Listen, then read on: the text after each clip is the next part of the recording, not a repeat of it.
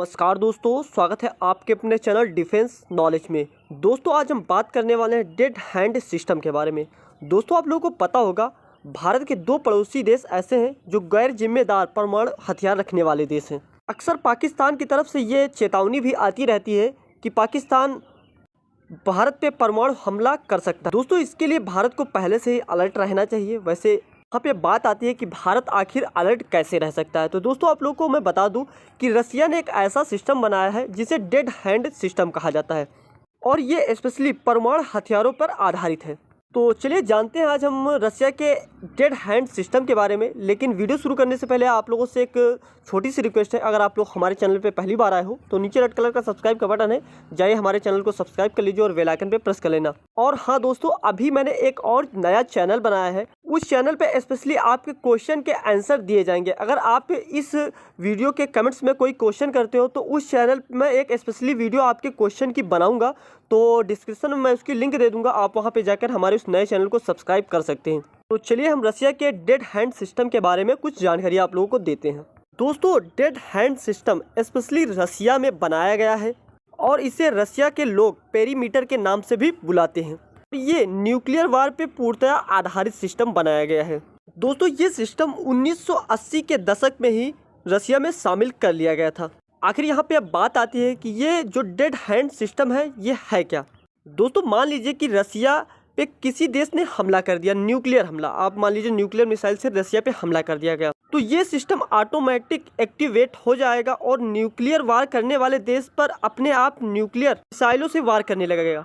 चलिए दोस्तों मैं थोड़ा सा डिटेल में आप लोगों को इसके बारे में बताता हूँ। मान लीजिए दोस्तों रसिया एक ऐसा देश है जिसके कई सारे दुश्मन देश भी हैं, अमेरिका भी उसका दुश्मन है, और आगे चल के मान लीजिए कि अमेरिका रसिया पे 10 से 50 मिसाइलें एक साथ हमला कर देता है न्यूक्लियर मिसाइलों का, तो उस स्थिति में आप मान लीजिए कि रसिया को एक मौका मिल जाएगा अमेरिका पे हमला करने का। क्योंकि अमेरिका और रसिया की अगर दूरी देखी जाएगी ये काफ़ी ज़्यादा है और रसिया को काफ़ी समय मिल जाएगा अमेरिका पर रिटेलिएट करने का।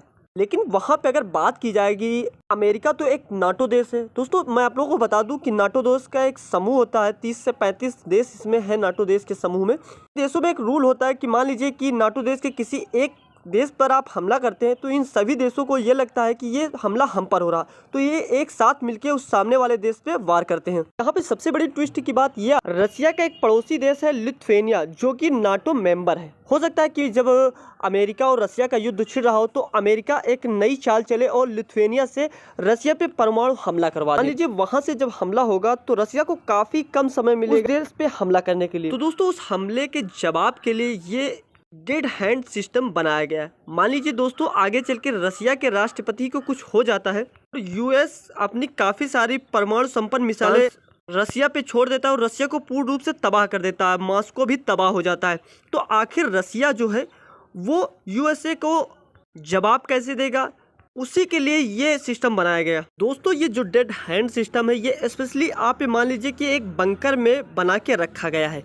कहने का मतलब मेरा ये है कि एक रसिया के जमीन के नीचे एक बंकर बनाया गया है जिसमें से गिने चुने कुछ लोग बैठाए गए हैं, और उस बंकर में बैठे सभी लोग वो ये देखते रहते हैं कि रसिया पे कोई न्यूक्लियर अटैक तो नहीं हुआ है, उनका मॉस्को से संपर्क बन पा रहा है या फिर नहीं बन पा रहा है। ऐसी स्थिति में अगर उनको लगता है कि उनका मॉस्को से संपर्क नहीं बन पा रहा है या फिर रसिया पे न्यूक्लियर अटैक हुआ, तो वो डेड हैंड सिस्टम को बिल्कुल एक्टिव कर देते हैं, और जिससे आप मान लीजिए कि दुश्मन देश के रूह तो कांप जानी है। लेकिन दोस्तों यहाँ पे मैं आप लोगों को बता दूं कि भारत भी ऐसे डेड हैंड सिस्टम पे बहुत ही जल्दी वर्क करने जा रहा है, और उम्मीद है कि भारत अगर इस पे वर्क करेगा तो आगे चल के उसे सफलता भी मिलेगी। क्योंकि भारत का डीआरडीओ है वो नए से नए कारनामे करता रहता है।